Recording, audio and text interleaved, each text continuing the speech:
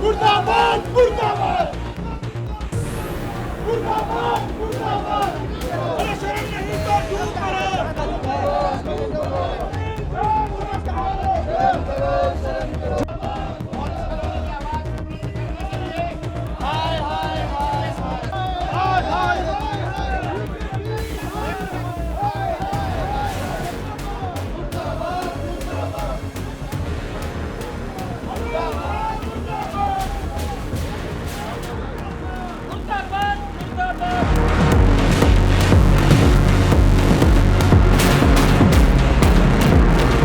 निकल रहे हैं, हाल जाना आपने किस तरीके से लोग रहने के लिए मजबूर हैं। महिलाओं ने भी शिकायतें की कि बच्चे नहीं जा पा रहे, कुछ भी काम ठप है।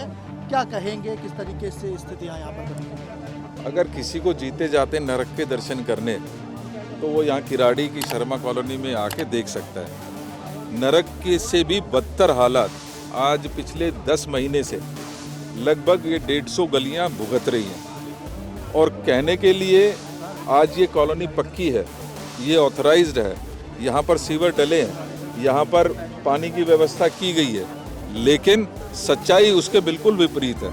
आज हालत ये है कि 10 महीने से बच्चा जो है वो स्कूल नहीं जा पा रहा है। बुजुर्ग अगर बीमार हो गया, परेशानी कुछ हो गई तो उसको लेकर निकलने की व्यवस्था नहीं है, क्योंकि गलियों में घुटने से ऊपर तक का पानी भर चुका है।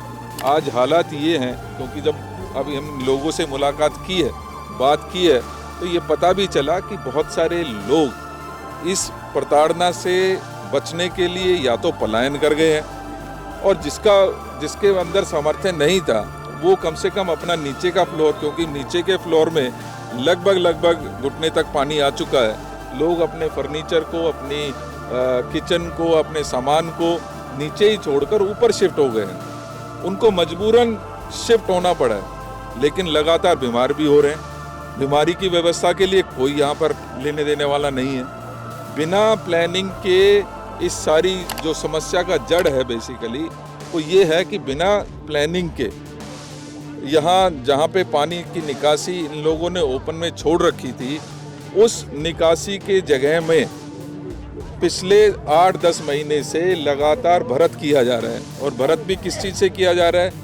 जो कूड़ा लैंडफिल साइट से ख़त्म होता है उसको ट्रीट करने के पश्चात वो यहाँ पर लाके डाल रहे हैं, जिससे लगातार ना तो सिर्फ बीमारियाँ बढ़ रही हैं, क्योंकि निकासी की व्यवस्था नहीं थी, लिहाजा वो सारा पानी इन 150 गलियों में भर चुका है।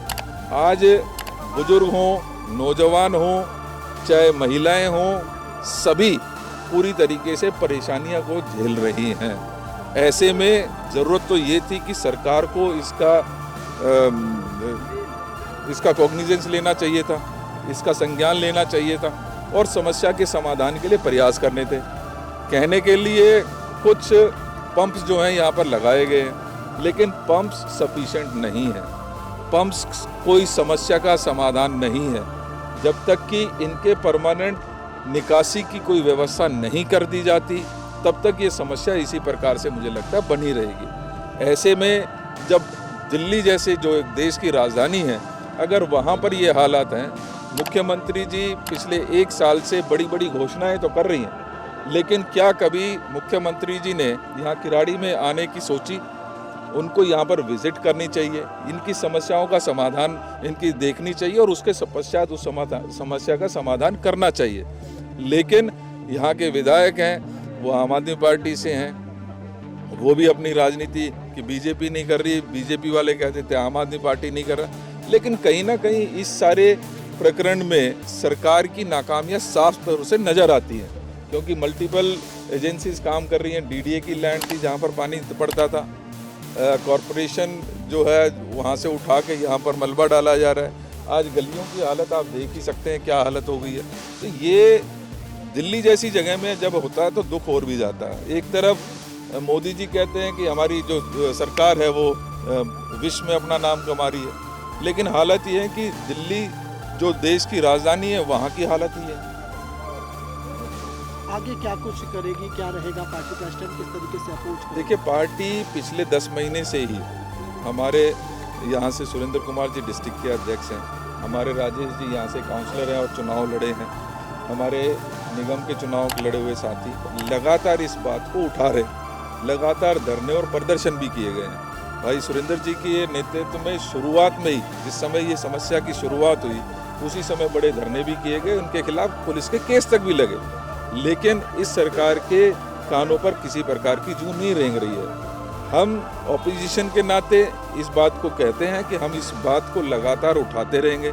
आज मीडिया की भी नज़र इस पर पड़ी है, मुझे पूरा विश्वास है ये बात ऊपर तक जाएगी और इनके जो कान बंद हैं वो शायद खुलने के काम होंगे। अगर फिर भी नहीं खुलेंगे तो हम जो यहाँ से जो भी मलबा डालने का लगातार प्रयास किया जा रहा है, हम उसको रोकेंगे। यहाँ के विधायक का घेराव करेंगे, यहाँ के जो भी पदाधिकारी हैं उनसे संपर्क करके इस समस्या का परमानेंट सॉल्यूशन निकालने की कोशिश करेंगे।